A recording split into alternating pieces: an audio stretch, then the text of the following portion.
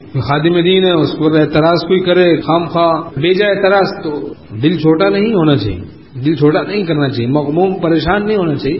غیر اختیاری غم اور بات ہے، صبر کرنا چاہیے. لیکن لوگوں نے اللہ پر اعتراض کر دیا، آپ صلی اللہ علیہ وسلم پر اعتراض کر دیا. اب ہم لوگ کیا چیز ہے؟ برائی کا بدلہ بھلائی سے دینا ہے. کوئی برا کہے تو اس کو بھلائی سے اس کا بدلہ دینا ہے.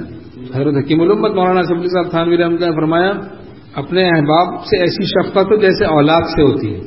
طبیعت تو ساتھ نہیں ہو سکتا ہے دے، لیکن عقلاً اپنے اختیار سے ایسی شفقت ہو، یہ اخلاص ہے. کوئی استاد ہے تو اپنے شاگرد سے، کوئی پیر ہے تو اپنے مریدین سے. مطلب یہ ہے کہ اپنے بچے کو گھر سے باہر نکال دیتا ہے تو پھر بے فکر نہیں ہو جاتا، اس سے زیادہ باپ غمگین رہتا ہے.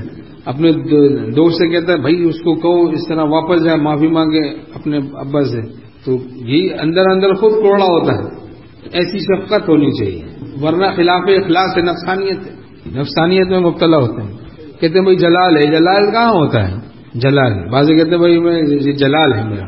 تو ہمارے شیخ رحمۃ اللہ نے فرمایا ارحم الراحمین، جو کہ خالق رحمت للعالمین صلی اللہ علیہ وسلم، تمام رحم کرنے والوں سے بڑھ کر رحم کرنے والا ارحم الراحمین جو کہ خالق رحمت للعالمین صلی اللہ علیہ وسلم ہے، اس کے ذکر سے تو شان رحمت کا غلبہ ہونا چاہیے.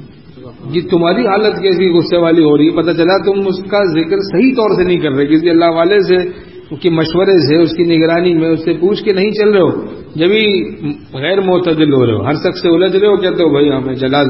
یہ جلال نہیں، نفسانیت ہے. نام جلال کا لے جا رہا ہے، یہ جلال کیسا ہے؟ تو نفسانیت ہے. استغنا از تکبر، استغنا از غلبہ توحید. ایک استغنا ہوتا ہے کہ تکبر سے استغنا ہوتا ہے، مخلوق سے استغنا ہے لیکن اس میں تکبر ہے. تکبر سے جو استغنا ہوتا ہے اس میں آدمی بد اخلاقی میں مبتلا ہو جاتا ہے. اور استغنا از غلبہ توحید جو ہوتا ہے، توحید سے جو ناشی ہوتا ہے، نکلتا استغنا، مخلوق سے اپنی عرض احتیاج نہیں کرتا. استغنا از غلبہ توحید جو ہوتا ہے اس میں مخلوق سے بد اخلاقی نہیں ہوتی، اللہ کی مخلوق سے وہ خوش اخلاقی اختیار کرتا ہے. ہاں لیکن خوش اخلاقی کی بھی حد ہے. مدارات الخلق مع مراعات الحق، لوگوں کو خوش کرے لیکن حدود شریعت کی رعایت کرتے ہوئے.